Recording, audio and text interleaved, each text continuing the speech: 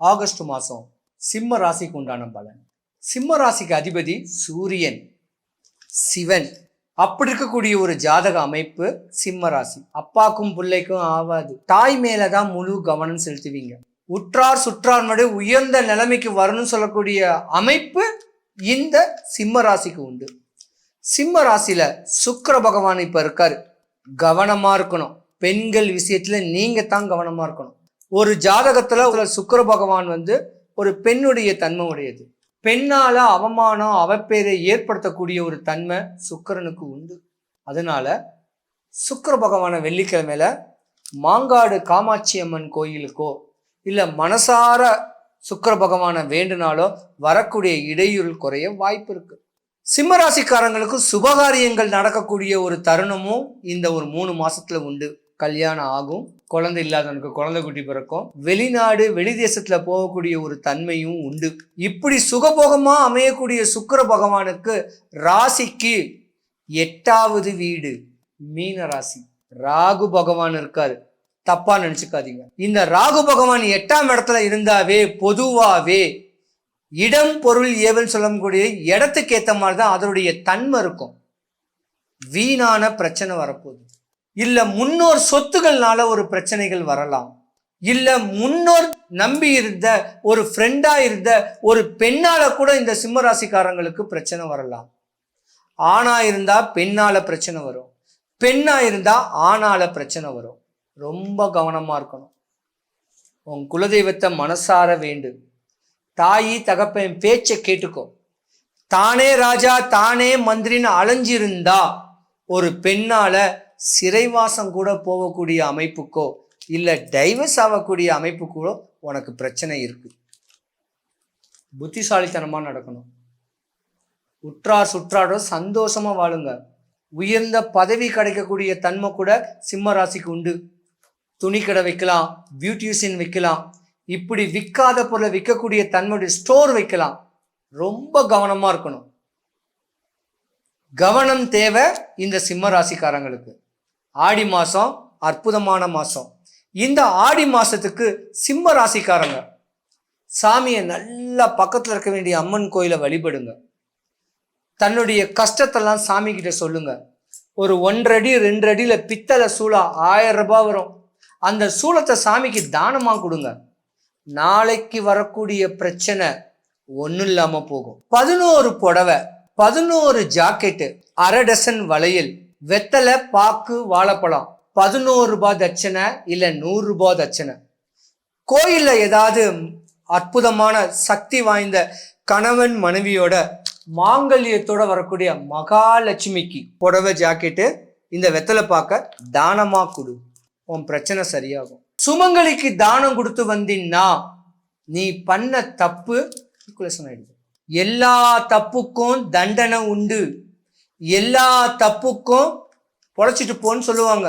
ஒரு உதாரணத்துக்கு ஒரு தப்பு பண்ணா அதுக்கு தண்டனை கொடுக்கக்கூடிய அமைப்பு போலீஸ் ஸ்டேஷனோ வழக்கறிஞர் கூடமோ. அங்க போய் இதை பண்ணு அதை பண்ணு சொல்லி அவனை விட்டுறாங்க. அந்த மாதிரி தெய்வத்துக்கிட்ட தெரியாம பண்ண தப்பு தெரிஞ்சு பண்ண தப்பு கிடையாது அப்படின்னு கையெடுத்து கும்பிட்டா இந்த வழிமுறையை செஞ்சா சரியா போயிடும். ராசிக்கு 4வது வீடு கடகராசி.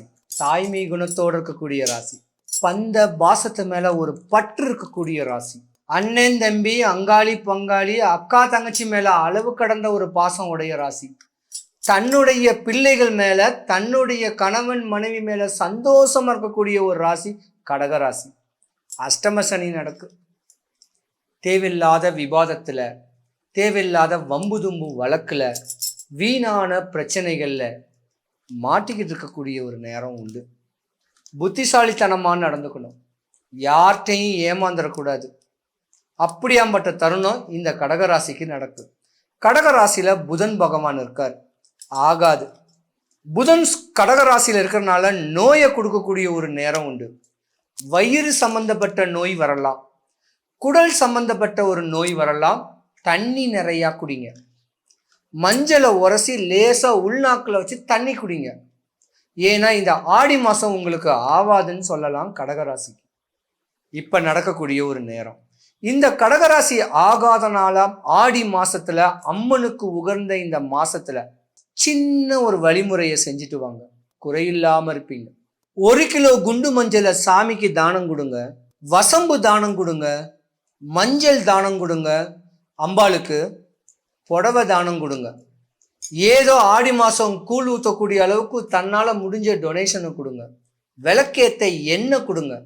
உங்க உடம்புக்கு இருக்க வேண்டிய பிரச்சனை சரியாகும்.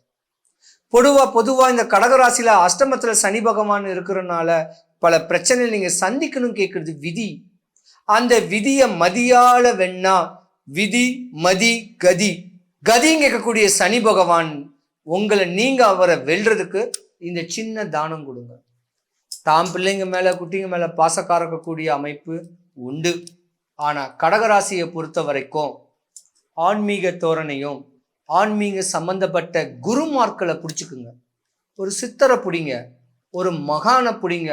தனக்குன்னு ஒரு குருவை நிர்ணயம் பண்ணிக்கிட்டு அவங்க வழியில போனீங்கன்னா உங்களுக்கு பிரச்சனைகள் எதுவும் இல்லைன்னா வீணான தொந்தரவும் தொலையும் அடையக்கூடிய ஒரு தன்மை உங்க ராசிக்காரங்களுக்கு உண்டு. புத்திசாலித்தனமா நடந்துக்கணும். ஆடி மாசத்துல அம்மனுக்கு உகர்ந்த சின்ன சின்ன சின்ன வழிமுறைகள் வழிபாடுகளை நீங்க பண்ணீங்கன்னா இந்த குடல் சம்பந்தப்பட்ட நோய், உடல் சம்பந்தப்பட்ட நோய், தேகத்துக்கு வரக்கூடிய ஒரு பிரச்சனை தீந்து போவதுக்கான ஒரு வாய்ப்பு இருக்கு. உக்ர தேவதையா இருக்கணும். அந்த உக்ர தேவதைக்கு அபிஷேகங்களுக்கு உண்டான பொருள்களை தானம் கொடுங்க. காளி, துர்கா, பிடாரி, இப்படி உக்ரமா இருக்க வேண்டிய அம்பாள், அந்த உக்ரமா இருக்கிற தெய்வத்துகளுக்கு தானத்தை கொடுத்து அவங்கள அபிஷேகத்தை நல்லா பார்த்து அந்த அபிஷேகத்திலேருந்து வரக்கூடிய தீர்த்தத்தை ஒரு சின்ன டப்பால பிடிச்சி சனிக்கிழமை செவ்வாய்க்கிழமையில ஒரு மூடி குடிச்சிட்டு வந்தீங்கன்னா பல லட்சம் ரூபா கொடுத்து செலவு பண்ணக்கூடிய நோய் மறைஞ்சு போயிடும். அந்த கோமுகின்னு சொல்லக்கூடிய அமைப்புல வரக்கூடிய அந்த தீர்த்தத்தை குடிச்சேன்னா யோகங்கள் உண்டு. வேற எதுவும் பிரச்சனையில மாட்டிக்க மாட்டீங்க. இல்லைன்னா மன ரீதியா உடல் ரீதியான பல இன்னலை சந்திக்கக்கூடிய ஜாதகம் கடகராசி. புத்திசாலித்தனத்தை இழந்துடக்கூடாது. ஏமாந்துட்டா அடுத்த டிப்ரெஷன் தான். பல இன்னலுக்கு இடையூறுக்கு வரக்கூடிய தருணம் உண்டு.